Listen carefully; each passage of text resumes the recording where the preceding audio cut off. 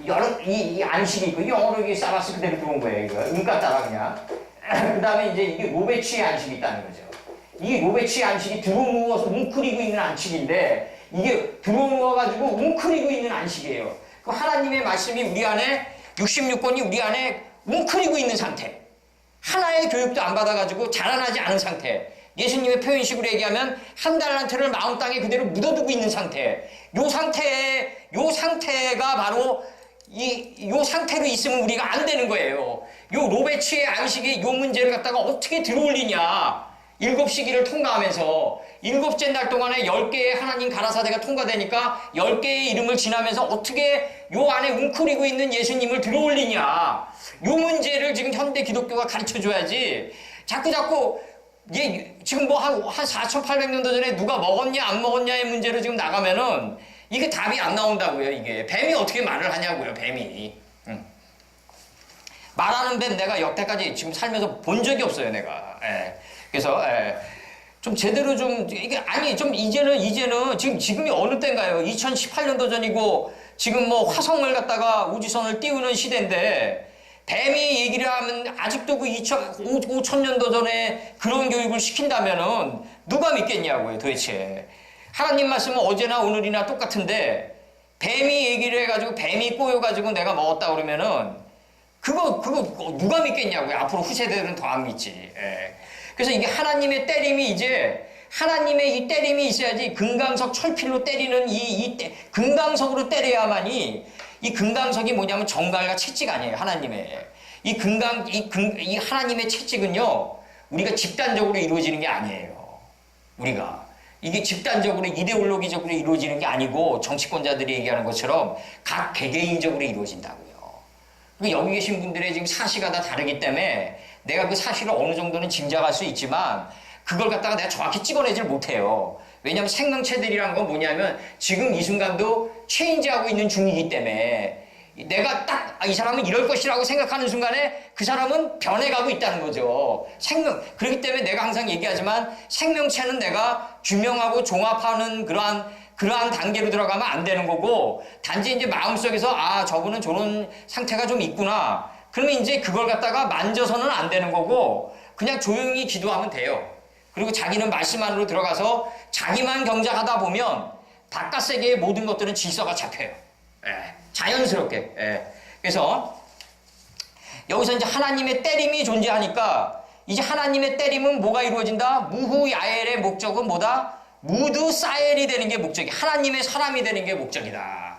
하나님의 사람이란 건 뭐냐면 하나님 닮은 사람이에요. 하나님 닮은 사람은 뭐냐면 하나님처럼 선악을 분별해가지고 옳은 거는 몸을 통해서 내보내고 옳지 않은 거는 자꾸 점의 자리까지 후퇴시켜 나가는 걸 의미한다고요. 근데 이게 교육을 받아가지고 안에서 하나님의 말씀이 들어올리지면서 자연스럽게 이루어져야지 내가 교육을 받아가지고 하나님의 말씀을 갖다 깨달았으니까 내가 한다라고 생각하면 큰 오산이라는 거죠. 인간의 의지가 조금도 개입되지 말아야 된다는 거죠. 그게 그대로 된 일하다. 창세기 1장에서 나오는. 그 다음에 이제 19절에 라멕이 두 아내를 취했는데 이 경험이 두 아내를 취하게 돼요. 라멕이 경험이에요. 노아의 아버지가 경험이에요. 이게 경륜이에요. 그래서 이게 영어로 전치사 for가 되고 이게 이제 빚을 낮이라고 할 때 이 라오르가 된단 말이에요. 창세기 1장 5절에서 처음으로 나오는 게 이게 전치사예요. 영어로 for예요. 빚을 하나님의 말씀의 빚을 바로 낮이라고 했다. 이게 시간이란 말이죠. 하나님의 말씀의 빚을 깨닫기 위해서 시간이 낮이 필요했다. 그 다음에 벨라 호세크. 이게 뭐예요, 결국? 어둠, 무지를 깨닫기 위해서는 뭐가 선포됐냐면 나일라가 선포됐다 이거죠, 바로. 이게 이제 에릭 클랩턴의 그 유명한 노래인 나일라인데 이게 조지 해리슨의 부인인 이제 패티 보이드의 세컨 네임이 나일라예요, 이제. 근데 이제 나일라의 어근이 뭐냐면 역경과 고난이다 이거죠, 바로. 그러면 요한계시록 21장 25절에서는 그 성읍에는 밤이 없어요. 이제 그 성읍에게는 밤이 없다. 저 나일라가 없단 말이죠. 요한계시록에서 우리가 차지하는 성읍은 나일라가 없다. 밤이 없다 이거죠.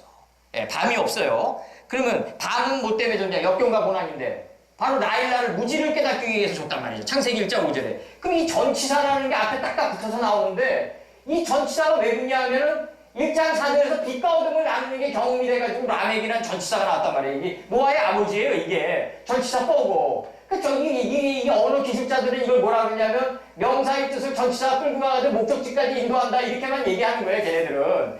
그거를 또 배우느라고 또 그냥 지금 인산인해를 이루는 건데 그게 아니라 이게 전치사가 뭐냐면 빛과 어둠을 나누는 게 창세기 1장 4절에서 빛과 하나님 보시기에 좋았더라. 우리 안에 원석이 지혜의 정금을 들어올려지면서 빛과 어둠을 나누는데 이 빛과 어둠을 나누는 게 바로 라멕이 77배가 되면서 이제 경험이 경륜으로 쌓여져 가는 거예요. 이제 경험이 경륜으로 쌓여져 간다. 경험이 경륜으로 쌓여져 가면서 이제 어디에 도착하냐면 창세기 1장 5절에서 하나님과 인식과 분별이 하나로 일치된 지점에 들어간다. 이게 바로 첫째 날이다. 저녁이 되며 빛과 어둠이 교환돼 나가는 저녁이 되며 그 다음에 이제 깨달음의 속사람이 일어나는 아침이 되며 하나님과 인식과 분별이 하나로 일치된 지점인 첫째 날에 들어간다. 이 첫째 날에 들어간 자가 누구다?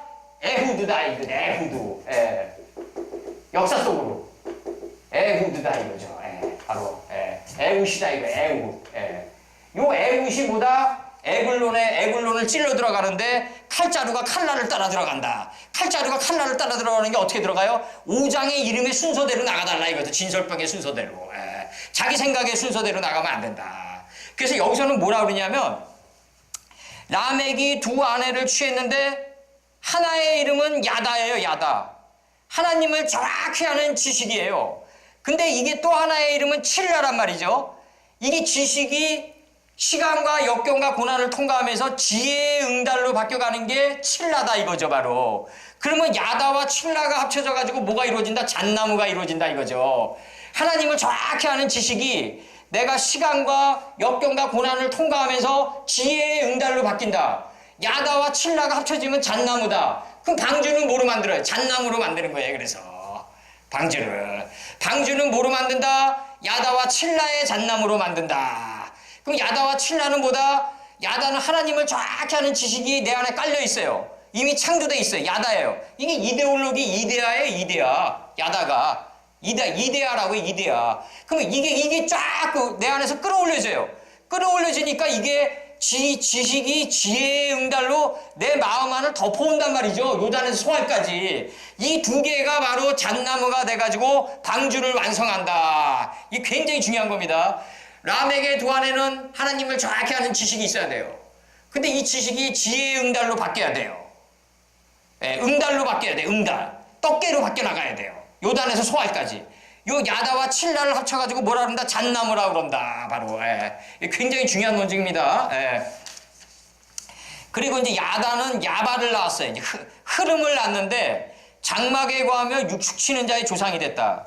이 야발은 이제 네 근원으로 흘러가요. 창세기 2장에서 네 근원으로 흘러가요. 어떻게 흘러간다? 이제 보기에 좋은 나무는 먹기에 좋은 나무, 먹기에 좋은 나무는 선악을 알게 하는 나무, 선악을 알게 하는 나무는 뭐다? 생명나무. 네 근원이 돼서 하늘에서 네 바람이 흘러나오는 거예요. 그래가지고 어떻게 흘러간다? 유브라데강까지 가는데 이게 유브라데강이 이제 이게 발바닥 요한계시록 여호수아 1장 4절에서는 뭐라 그러냐면 너희가 3절에서 얘기할 거예요. 너희가 발바닥으로 밟는 것은 다 유브라데 하수까지 너희 것이 되리라 그러잖아요. 이게 뭐냐면 하나님의 말씀을 정확히 받아가지고 유브라데로 이렇게 가다 보면요. 이제 웬만한 거는 다 덤덤해져요. 그냥 덤덤해진다고요. 그렇게 뭐 크게 요동하진 않아요. 이렇게. 그리고 이게 자기 자신의 단점이 별로 없는 사람은 이렇게 타인의 단점을 봐도 그렇게 크게 요동하진 않아요. 그래서 만지기도 두려워하고 이렇게 나간다고. 왜? 유브라데로 가는 삶의 노정에 있으면은 모든 게 다 덤덤해진단 말이죠.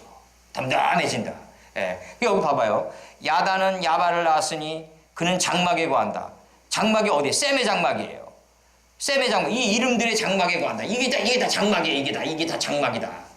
그럼 셈의 장막에 거하며 육축치는 자의 조상이 된다. 셈의 장막에 거하니까 이제 이름을 봤어요. 이름 안에 담긴 하나님의 뜻을 봤어요. 이 뜻을 봤으니까 이제 이 하나님의 뜻을 이걸 받아가지고 에녹이 돼서 이제 적용받고 나가요. 적용받고 나가다 보니까 하나님의 뜻이 내 몸을 통해서 나가요. 이걸 육축이라고 그랬다고요. 육축이다. 육축은 뭐다? 6개의 지혜의 성읍을 축적하고 있는 자가 육축이다. 라이브 스톡이다. 이 육축이 짐승이 아니에요, 이게. 하나님의 말씀을 6개의 성읍을, 지식을, 야단을 칠라화 시켜가지고 내 몸을 통해서 나간다. 즉, 경험은 두 안에가 있다. 지식과 지혜의 응달이다. 그러니까 지식은 이제 경험이고, 이 경험이, 이제 지식은 자꾸 경험을 쌓음으로써 이루어지겠죠. 근데 이 경험이 벽돌처럼 쌓이면 경륜이 된단 말이죠. 그러면 이게 경륜이 됐으니까 내 몸을 통해서 나가게 되는 거예요. 그래서 안식이 이루어지는 거예요. 이게 안식이라는 게, 노아의 안식이라는 게, 이게 노아의 쉼이라는 게, 밖에 평온해가, 이 세상에서 어떤 여인이 남편이 돈 많이 벌어다 주고 남편이 자기만을 사랑하는데 안식의 뜰하게 안구하는 여인이 어디 있어요? 그게 마취된 안식이더라도 다 그게 안식이죠. 자기만이 최고의 행복인 양 여기죠. 그러나 하나님이 원하는 그 안식은 뭐예요? 우리가 게네사렛 호숫가로 들어가더라도, 게네사렛가 헬라어로 뭐예요? 폭풍으로 울타리를 치다예요. 폭풍으로 울타리를 친 삶의 호숫가로 들어가더라도 눈을 감아버려요. 예수께서 게네사렛 호숫가로 들어갈 때 잠드심에 안을 본다 이거죠. 내 안을 본다. 그럼 내 안을 보니까 게네사렛 호숫가의 그 파도를 꾸짖을 정금이 내 안에 있는 거예요. 그럼 그걸 적용받고 나가면 돼요. 이제 게네사렛 호숫가가 네 강에 비울 때 뭐라고 표현했어요? 이제 구스가 온 땅을 휘감아요. 둘째 강인 기혼이 무지의 알을 깨고 나올 때 공포가 온 땅을 휘감는다고요. 공포가 온 땅을 휘감으니까 이제 어떻게 나가요? 셋째 강은 히데겔이다. 이제 셋째 강은 히데겔이니까 3요소를 들어가서 뚫고 나가는 거라고요. 그게 뭐냐? 하나님을 정확히 아는 지식의 풀과 인식과 분별의 씨를 맺게 하는 채소와 하나님의 신성이 인격의 열매 맺는 나무를 가지고 나갈 때 바로 공포가 구스가 온 땅을 휘감는 것을 뚫고 나갈 수 있다. 요게 아수르 동편으로 가는 길이다. 올바름으로 직행해서 초하루 땅, 당근편 재버리는 곳으로 가는 길이다. 이렇게 가다 보면 그곳은 열매 맺은 곳이다. 넷째 강은 유브라데다. 이게 나오는 거예요. 동침한 그 강은 유브라데 강이다. 나오는 거라고요, 이제. 그러니까 내가 게네사렛 호숫가로 들어갈 때 내 생각 가지고 나가면은 반드시 우린 죽어요. 삶 자체는 본질상 게네사렛 호숫가예요. 항상 폭풍과 울타리가 우리를 위협하고 있다고요. 발 한 번만 잘못 디디면 우리는 또 다른 폭풍이 또 우리를 또 기다리고 있는 게 삶이라고요, 이게. 그러니까 안 태어나는 게 날 뻔했다고 정도로 예수께서 얘기하신다고요. 그런 삶을 우리가 살아가려면 항상 셋째 강은 히데겔이고 여기서처럼 장막 안에 거해야 되고 육축치는 자의 조상이 돼서 살아가야 된다는 거죠, 우리가. 하나님의 말씀에 야벳이 장대케 될 것이나 어디 안에 거해요? 셈의 장막 안에 거해야 된단 말이에요. 셈이 이름 아니에요. 이 66권의 장막 안에 거하면은 이제 밖에 있는 모든 폭풍과 파도는 자연스럽게 소멸된다. 내가 안에서 매듭이 풀리면 밖에 있는 모든 것들은 자연 소멸된다. 예. 이 정약용이가 이걸 뭐라 그러냐면, 이제 귀향이 갔는데 정약용이가 그런 식으로 표현하더라고요. 뭐라고 표현하냐면, 이 게네사렛 호숫가를 그 양반 나름대로 표현하는 거예요, 이제. 뭐라고 표현하냐면, 야고보는 이제 밖을 보니까 죽게 됐나이다라고 그러잖아요. 그 게네사렛 호숫가의 그 장면 때. 정약용이는 뭐라 그러냐면, 내가 그 관직에 있을 때 남보다 좀 높게 올라가려고 그랬고, 또 남을 또 음해했고, 또 그리고 남들보다 좀 더 좀 더 높은 관직을 차지하려고 그러다 보니까 권모술수라는 것도 나한테 어느 정도는 사용하게 되더라. 그리고 남을 비방하게 되는 삶이 많았다. 그러나 내가 이제 귀양 와가지고 이제 빈배가 되니까, 창세기 1장 2절에 허무가 되니까 내가 이제 나를 둘러싸고 있는 모든 그 폭풍과 파도는 안개처럼 다 사라져가더라. 그러니까 안에서 자기가 매듭을 풀리면은 밖에 자기를 둘러싸고 있는 모든 게네사렛과 이런 폭풍과 우환과 이런 모든 것들은 자연히 사라져가더라. 이거 빈배가 된 사람은요, 아무도 공격하지 않아요. 문제는 뭐냐면 자기가 욕망 덩어리를 다 안고 가기 때문에 폭풍을 맞이하는 거예요. 그러니까 요나서 1장을 딱 봐요. 폭풍이 침에 배가 물이 들어오니까 다 자기 생각에 의존해서 다 물건을 바깥으로 던진다 그러잖아요. 그게 뭐냐면 빈배가 돼가는데 자기 생각을 의존해서 던져봤자 그 폭풍에 그걸 갖다가 감당할 수 없다. 그러니까 요나가 어디로 들어가냐? 궁창 아랫물에 들어가요. 배 밑창으로 들어간다고요, 요나가. 바짝 들어눕는다고요. 예. 그래가지고 안에 있는 66권을 들어올려야 된다, 요나가. 들어올리기 위해서 바짝 배 밑창에 가서 들어눕는다, 이거죠. 다 자기 생각대로 버리지만 그런 것들은 삶에서 근본 치료가 못 된다. 내가 얘기하는 게. 내가 이거에 위해서 내가 서양의학에 대해서 얘기해 줄게. 잠깐만.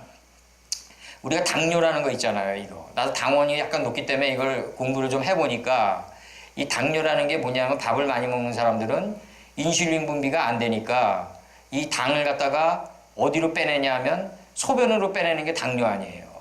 그럼 당뇨라는 게 이게 소변으로 나간다 이거죠. 그럼 안 나가면 어떻게 되냐? 그러면 이게 당이 피 안으로 들어가서 껄쩍거려가지고 고혈압으로 가요. 피가 안 도니까. 이게 우리 여기 끝자리고 발가락의 끝자리가 이게 말락처혈자리 아니에요? 이게 풍수지리로 따지면 여기까지 돌아서 맴돌아서 여기까지 휘돌아가 나도 이게 회전이 돼야 되는데 지구의 두 바퀴란 말이에요. 이게 지금 피의 이 거리가. 그러면은 이렇게 회전이 되려는데 안에 당분이 있으면 껄쩍껄쩍해가지고 이게 피가 안에서 굳어버린단 말이죠. 그러니까 이게 핏줄 안에 뭐가 노폐물이 쌓여가지고 이게 피가 통과할 때 이게 터져버린다고요. 고혈압이 된다고요. 나중에 이게 터져버린다고요. 그러니까 이게 뭐다? 결국 우리가 당뇨라는 거는 뭐냐면 우리나라는 내가 볼 때 이 의사놈들이 나쁜 놈들인 게 뭐냐면 미국은 한 200 되는 게 정상이야. 170 정도. 근데 우리나라는 120만 넘어도 이상하다 그런다고요. 그러면 여기서 뭐가 이러냐면 이제 당뇨를 그걸 이제 분비시키는 인슐린을 외부에서 투입하든지 당뇨를 잘 분배하는 약을 먹게 한단 말이죠. 그러다 보니까 이게 부작용이 일어난단 말이죠. 우리가 고혈압 약도 한 번 먹으면 못 끊는 게 그거예요. 이게 뭐냐면 고혈압을 낮추기 위해서 인위적으로 약이 들어가가지고 고혈압을 낮춘다. 그럼 다른 장기에 얼만큼 손상을 일으키면서 이걸 낮추겠냐 이거죠. 인위적으로. 이게 이제 인스턴트 까르마인데 이렇게 되면은 합병증에 걸리는 원인이 되니까 내가 얘기 드리는 건 뭐냐면 당뇨라는 건 뭐다? 당이 반드시 소변으로 나가는 게 정상이다. 이거는 뭐냐면 열흘가리 포도원처럼 몸이 원래의 자기의 건강한 모습을 회복하기 위해서 몸부림치는 혼돈의 노력이다. 질서를 잡기 위한 몸부림이지 병이 아니란 말이죠. 이게 사람들이 착각하고 있는 거라고요. 그러니까 여기에 만약에 인스턴트 약을 투입하게 되면 이걸 다른 장기에 손상을 입히면서 인슐린을 밖에서 만약에 투입한다. 그러면 췌장이 할 일이 없어질 거 아니에요. 췌장에서 인슐린이 분비되는데 그 췌장이 할 일이 없어지니까 이 췌장은 잠들게 돼요. 췌장의 기능이 약화돼 버린다고요. 죽어버린다고요. 췌장의 기능은 끊임없이 이게 활성화돼야 되는데 밖에서 자기 할 일을 대신해 주니까 췌장의 기능이 무력화되면서 죽어간다고요. 그래서 당을 극복하는 방법은 당이라는 거는 친구처럼 내 안에 같이 있는 건데 이걸 극복하는 방법은 뭐다? 당뇨라는 거는 병이 아니다. 그리고 우리나라는 장독대 문화다. 발효 문화다. 발효 문화인데 지금 발효 음식이 없고 서양의 미국 놈들의 삼류 음식이 들어오니까 이게 안에서 독소가 돼버리는 거예요. 안에서 발효가 돼야지 독이 안 올라온다는 거죠. 그 안에서 발효된 게 뭐다? 요나의 비둘기다 이거예요. 비둘기예요. 안에서 지식이 발효되면 인식과 창문의 방주 뚜껑 열고 스스로 나가요. 하나님의 말씀이 안에서 발효되면 내 몸을 찢고 자연스럽게 나가게 된다는 거죠. 그러면 우리 안에 발효 음식을 먹게 되면 콩이나 김치나 청국장 같은 걸 먹게 되면 하나님의 신성이니까 안에서 이게 발효돼가지고 건강을 회복시켜준다. 그러니까 당뇨라는 건 약을 먹지 마라. 그리고 발효 음식을 먹고 콩이나 해바라기 씨나 이런 그 다음에 이제 청국장 같은 걸 먹고 자연스럽게 처음에는 당이 소변에서 많이 나올지 몰라도 조금씩 소멸돼 나가는 자연스러운 이 자연의 순환 논리로 들어간다. 그 당뇨라는 건 이때 없는 병이다. 내가 얘기하는 게 그거예요. 고혈압도 마찬가지다. 고혈압도 당연히 이게 비트나 이런 음식을 먹게 되면 혈관이 청소되면서 자연스럽게 하나님의 신성이 해결해주는 방향으로 가야지 이걸 인위적으로 끌어내리려다가는 늑대를 피하려다 호랑이굴로 들어간다. 예. 그래서 내가 볼 때 이 서양의학은 내가 어디 가다가 좀 외과적으로 다쳤다. 꼬매야 된다. 이럴 때나 유리한 거예요. 이 내과나 정신세계로 들어가면 아주 무익하고 쓸모없는 자들이 의사들이다. 내가 얘기하는 게. 예. 그래서 야단은 야발을 낳았으니 그는 장막에 거하며 육축치는 자의 조상이 됐다 이거죠. 예. 야단은 야발을 낳았으니 장막에 거하며 육축치는, 육축이 뭐다? 내 안에 하나님의 말씀이 발효되면 이제 6개의 지혜의 성읍이 쌓이면 내 몸을 찢고 나가는 게 육축이다. 예. 그래서 이제 뭐라 그러냐면 그 아우의 이름은 유발이에요. 이게 뭐냐면 야발과 유발은 히브리어 어근이 다 똑같아요. 야발과 유발은 히브리어 어근이 똑같은데 이게 야발이에요. 유발은 뭐냐면 이게 유발이에요. 다 똑같아요 이게. 예. 이거는 물들이 이게 북방에서 끓는 가마가 기울었다 그러잖아요. 예레미야서에서 끓는 가마가 북쪽에서 기울은 거예요. 근데 이게 기울은 게 안으로 남방으로 지금 쳐들어오는 걸 유발이라고 그러는 거예요 지금 이게. 그럼 뭐가 이루어진다? 그러면 뭐가 이루어지냐면 투발가인이 이루어지는 거예요. 이제 투발가인이 이루어지는 거예요. 예. 투발가인이 이루어진다고. 투발가인이 안에서 이제 이게 유입이 되니까 지혜가 충만히 안에서 완성이 되면은 바깥으로 가인이 돼서 나가는 걸 투발가인이라고 해요. 그러니까 투발가인의 누이는 뭐다? 나아마예요. 나아마는 뭐다? 기쁨이에요. 이제 기쁨으로 드리는 단계에 들어가는 거예요. 이제 우리가 하나님의 말씀을 이제 우리가 이제 하나님의 말씀을 내가 적용받고 나가지 아깝다. 내 인생이 좀 더 내가 하고 싶은 게 좀 아직도 더 많이 남았다. 이러면 이럴수록 유다의 20대 왕인 시드기야처럼 두 눈이 뽑혀가지고 림나 땅으로 끌려 들어가는 거예요. 그러니까 내가 얘기 드리는 건 뭐냐면 그 삶의 11조라든가 이런 것들이 반드시 필요한데 돈으로만 생각하지 마시고 삶 전체적으로 볼 때 필요한 건데 이걸 낙헌제로 투발가인의 누이 나아마가 돼가지고 낙헌제로 안 내겠다 그런 삶을 살면 그럼 어떻게 되냐? 그럼 시드기야처럼 두 눈이 뽑혀가지고 강제로 끌려 들어가는 거예요. 그럼 어쩔 수 없이 낼 바에는 기쁨으로 드리는 단계까지 우리가 가자. 이제는 모세가 동풍을 불러와가지고 홍해바다 가르는 단계를 지나서 엘리야처럼 세마포 오른손에 감아서 요단지리를 치는 낙헌제에 들어가자. 이제는 이 동풍을 불러 해객해 하는 바람을 불러가지고 이 홍해바다가 갈라져가지고 마른 땅이 드러났는데 이 마른 땅 안에 광야의 말씀들이 들어있지. 이 광야의 말씀 안에 가나안 전지경이 들어있지. 결국 내 마음 안에 다 들어있구나. 이렇게 깨달아가는 삶의 노정이 필요한데 이제는 우리가 그렇게까지 그런 단계로 가지 말고 이제는 속도감 있게 하나님의 말씀을 깨달았으면 신속히 행할 일로 여기고 살아가자. 이제는 그렇게 좀 부탁드리고 싶고 이제 그 아우의 이름이 유발인데 이제 수금을 이제 부는 자였어요. 이 수금이 뭐냐면 창세기 11장 2절을 한번 열어봐요. 창세기 11장 2절을 열면은 이 수금이 뭐냐면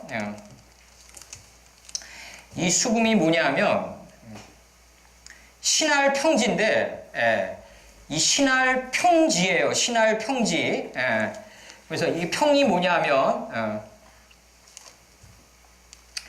이 신할이 뭐냐면 울부짖는 소리거든요. 이 울부짖는 소리를 갖다 연주하는 걸 갖다가 수금이라고 그래요. 근데 평지여야 돼요. 여기서 봐봐요. 이제 그들이 동방으로 옮기다가 그 전에 이제 온 땅이 구음이 하나요, 언어가 하나임을 알게 돼요. 우리가.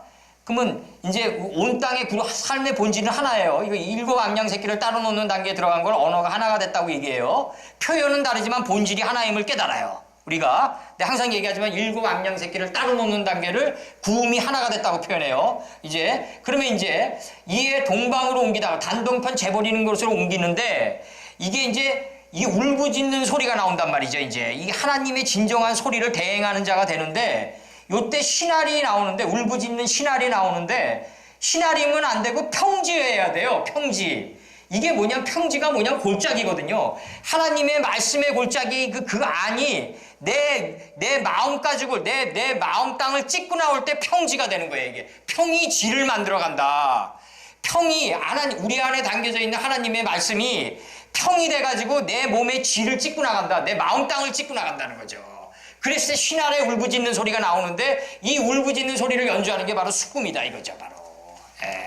이게 내 안에 담긴 하나님의 66권이 내 마음 땅을 찍고 나갈 때 나오는 소리가 신할의 소리다. 이 신할이 뭐다? 이 신할의 소리를 연주하는 게 바로 수금이다. 내 생각을 연주하면 안 된다 이거죠. 그래서 여기서 4장 다시 봅니다. 요걸 끝으로 이제 그 아우의 이름은 유발이니 내 안에서 하나님의 지혜의 물이 차면은 수금과 퉁소 잡는 자의 모든 조상이 되어버려요. 이제 이 수금과 퉁소를 잡는 모든 조상이 돼. 이 퉁소는 뭐냐면 여기서 하나님의 말씀이 내 안에서 평이 돼요. 평. 이 평이에요. 이 평. 이 평이에요. 이 평이 지를 찍고 나온다. 지를 찍고 나온다 이거죠.